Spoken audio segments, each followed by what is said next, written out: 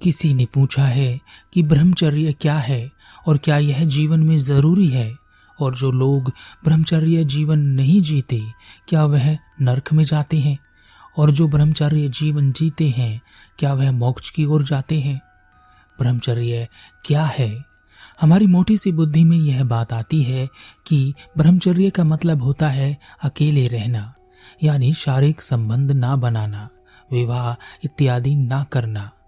ब्रह्मचर्य के बारे में सबसे ज्यादा कम उम्र के युवा सोचते हैं, क्योंकि वह अपने आप को काबू नहीं कर पाते और शारीरिक संबंधों की ओर जाते हैं। उनकी दिलचस्पी सेक्स में बहुत होती है, इसलिए उनके मन में उल्टे सीधे ख्याल आते रहते हैं और अपनी इन्हीं हरकतों की वजह से वह अपने आप को हीन भावना से ग्रस्त कर लेते हैं। वह अपने आप को पापी समझने लगते हैं और हर बार वादा करते हैं, कसम खाते हैं, संकल्प लेते हैं कि आगे से ऐसा नहीं करेंगे, परंतु उनका हर वादा, हर संकल्प टूट जाता है और धीरे धीरे वह हीन भावना की ओर बढ़ते चले जाते हैं। पर ऐसा क्यों होता है? क्योंकि उन्हें समझ में नहीं आ रहा होता है कि उनके साथ क्या हो रहा है। क्योंकि एक समय तक तो वह ऐसे होते हैं जैसे भोले भाले प्यारे बच्चे, और कुछ ही समय में उनके भीतर इतना कुछ बदल जाता है कि वह अकड़ कर खड़े हो जाते हैं और अपने आप को बड़ा समझने लगते हैं और हर बंधन से छूटकर भाग जाना चाहते हैं। वह किसी का नियंत्रण स्वीकार नहीं करना चाहते। उनके मन में बहुत सारे सवाल होते हैं, पर उनके पास उत्तर नहीं होते, और जो उत्तर उन्हें मिलते हैं इधर उधर से, उनसे वह और ज्यादा घबरा जाते हैं। हमारे शरीर में दो तरह की ऊर्जा एक्टिव होती है। एक वह ऊर्जा जो हमारे शरीर को बाहर से मिलती है, यानी हमारे खाने पीने से, हमारे भोजन से हमारे शरीर को शक्ति मिलती है, जिससे वह स्वस्थ रहता है। एक दूसरी ऊर्जा जो हमारी चेतना से हमें मिलती है। हमारी चेतना इस ब्रह्मांड से लगातार ऊर्जा प्राप्त करती रहती है, परंतु हमें ऊर्जा उतनी ही मिलती है जितने की आवश्यकता होती है। सबको बराबर नहीं मिलती, आवश्यकता अनुसार मिलती है, और हमें कितनी आवश्यकता है यह हमारा अंतर्मन जानता है। एक मजदूर व्यक्ति कड़ी धूप में बोझा उठाकर 3-4 मंजिल पर ले जाता है या उतार कर लाता है। दिन भर में वह ऐसा ही बार बार करता रहता है। दाल रोटी खाकर भी वह इतना काम कर लेता है, जबकि कुछ लोग हेल्दी फूड खाकर, विटामिन की गोलियां खाकर, अपनी हेल्थ का बहुत ध्यान रखने के बाद भी एसी जैसे कमरे में दिन भर में उन्हें घुटन होने लगती है। उन्हें लगता है कि उन्होंने बहुत काम कर लिया और वह थक जाते हैं, और अगर इन्हीं हेल्दी लोगों से दिन भर मजदूर वाला काम करा लिया जाए तो वह शाम तक अस्पताल में भर्ती हो जाएंगे। तो हमारी चेतना को आवश्यकता अनुसार ऊर्जा मिलती रहती है, और आप अपनी आवश्यकता एकदम से नहीं बढ़ा सकते।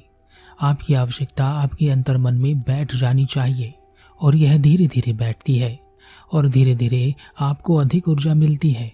परंतु कभी कभी ऊर्जा आपको एकदम से भी मिल जाती है, पर उस बात के लिए मिलती है जो बात आपके अंतर्मन में बैठी हो। जैसे जब आप डर जाते हैं, आप अधिक तेज और शक्तिशाली हो जाते हैं। आप तेजी से भाग सकते हैं, भले ही आपके पैरों में कितना भी दर्द हो। आप लड़ सकते हैं, भले ही आपको लड़ना ना आता हो। ब्रह्मचर्य का पालन करने से क्या होता है? ब्रह्मचर्य का पालन कोई मनुष्य 2 प्रकार से कर सकता है, एक शारीरिक स्तर पर, दूसरा मानसिक स्तर पर।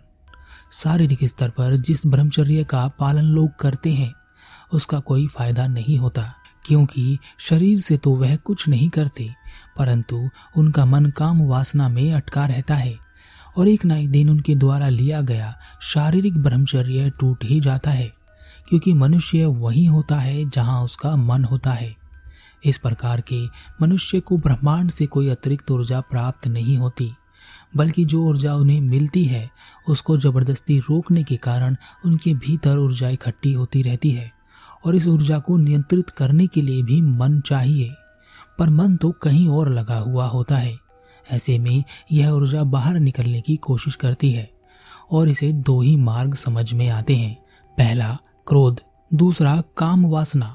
काम वासना पर जबरदस्ती नियंत्रण करने पर यह ऊर्जा क्रोध के रूप में बाहर निकलती है। ऐसे व्यक्ति शांत नजर नहीं आते। मानसिक स्तर पर जो ब्रह्मचर्य का पालन करता है, अर्थात जिसके मन की गहराइयों में ब्रह्मचर्य बैठ गया है, उसे शरीर की भूख को नियंत्रित करने के लिए ऊर्जा की आवश्यकता पड़ती है और यह अतिरिक्त ऊर्जा उसकी चेतना को ब्रह्मांड से मिलती है। यह अतिरिक्त ऊर्जा उस व्यक्ति के शरीर में संकल्प बन जाती है और संकल्प इच्छा बन जाती है और इच्छा सोच बन जाती है और जैसी हमारी सोच होती है हम वैसे ही हो जाते हैं। मन के स्तर पर ब्रह्मचर्य का पालन करने से शारीरिक स्तर पर ब्रह्मचर्य का पालन अपने आप होने लगता है। इसमें कोई जबरदस्ती या कोई खींच खिंचाव नहीं होता। पर सवाल उठता है कि ब्रह्मचर्य का पालन करने की आवश्यकता क्यों है और क्या यह जरूरी है? मनुष्य के शरीर में ऊर्जा दो भागों में बह सकती है। बाय डिफॉल्ट शरीर की ऊर्जा नीचे की ओर बहती है। ऊर्जा नीचे की ओर बहने के कारण ही हम काम वासना में लगे रहते हैं।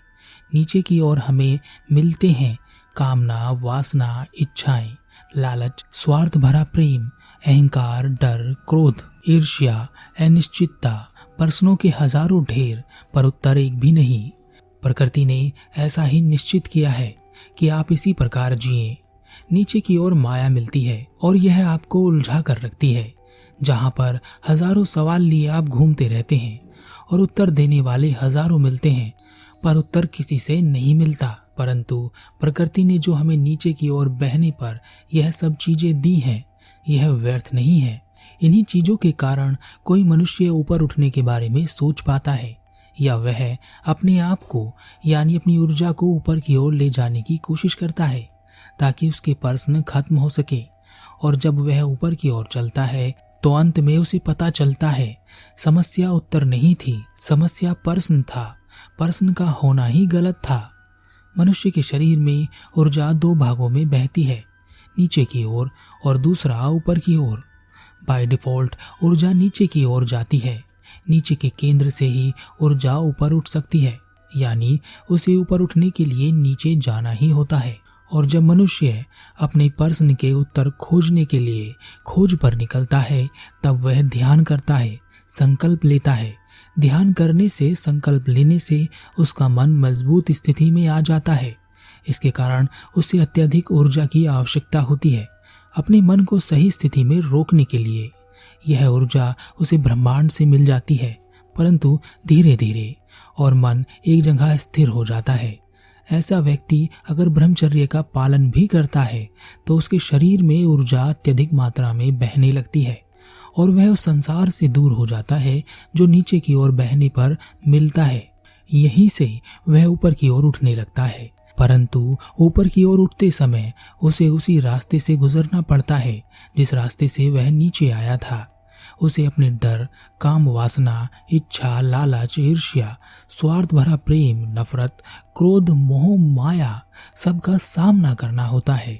और एक बार जब वह इन सब से पार हो जाता है, उसकी ऊर्जा सर्वोच्च शिखर पर पहुंच जाती है, जहां से नीचे की ओर वापस आना मुमकिन नहीं होता। परंतु फिर भी मनुष्य चाहे तो नीचे गिर सकता है, परंतु कभी ऐसा हुआ नहीं है।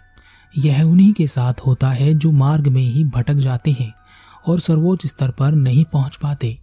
पूछा था कि ब्रह्मचर्य का पालन करना क्यों आवश्यक है और क्या यह जरूरी है। आध्यात्मिकता में जो लोग भी ऊपर की ओर गए हैं, उन सब ने ब्रह्मचर्य का पालन किया है, शारीरिक नहीं, मानसिक स्तर पर। और अगर आप इस दुनिया में लिप्त नहीं होना चाहते और आपका मकसद कुछ बड़ा है, तो आप ब्रह्मचर्य का पालन कर सकते हैं। परंतु एक बार फिर से बता देता हूँ, अगर आप आज कहें कि मैं ब्रह्मचर्य का पालन करूंगा, तो आप नहीं कर सकते। जोर जबरदस्ती से आप एक हफ्ता या एक महीना चल भी सकते हैं, उससे ज्यादा नहीं। ऐसे ही बहुत सारे लोग हैं जो ऊपर की ओर गए हैं, परंतु उन्होंने कभी अपने ब्रह्मचर्य को नियंत्रित नहीं किया है, ना ही उन्होंने इस बारे में कभी विचार किया है। लेकिन हाँ, एक बार जब वह ऊपर की ओर चलने लगे तो ब्रह्मचर्य अपने आप ही उनके भीतर उतर आता है। वह वासना, काम वासना, मोह माया, इच्छा कामना जैसी चीजों से परे होते जाते हैं। लेकिन फिर भी मैं आपसे यही कहना चाहूंगा, अंधों की तरह यह जीवन मत जीना। ब्रह्मचर्य का पालन नहीं कर रहे हैं तो भी अपने आप को काम वासना में मत धकेलना। थोड़ा नियंत्रण रखना भी जरूरी होता है। बूंद बूंद से घड़ा भर जाता है। छोटे छोटे नियंत्रण से संकल्प बन जाते हैं। छोटे छोटे संकल्पों से बड़े संकल्पों का जन्म हो जाता है। बड़ा संकल्प बड़ी ऊर्जा का आह्वान करता है। बड़ा संकल्प उठाने के लिए मन मजबूत हो जाता है। तब आप छोटी मोटी चीजों से विचलित नहीं होते और कुछ बड़ा करने के लिए तैयार रहते हैं। नहीं तो लोग रोज अपने आप को नर्क में धकेलते रहते हैं। कभी सोचा है कि हमें हाड़, मांस, मज्जा, रक्त से भरे शरीर में इतना आनंद क्यों मिलता है? क्यों हम उसे पा लेना चाहते हैं, जिसकी हकीकत शमशान में एक दिन दिख ही जाती है? इसे ही अंधा होना या माया का पर्दा होना कहते हैं। इसे ही ऊर्जा का नीचे की ओर बहना कहते हैं। और प्रकृति यही चाहती है कि आप उसके कार्य को पूरा करते रहें, यानी सर्जन का काम चलता रहे। इसके लिए आपका यहाँ उलझे रहना आवश्यक है। फिर भी उसने आपके लिए एक रास्ता खुला छोड़ दिया है, पर इसके दरवाजे खुले होने के बाद भी आपको बंद ही नजर आएंगे जब तक आप वहां पहला कदम नहीं रखेंगे।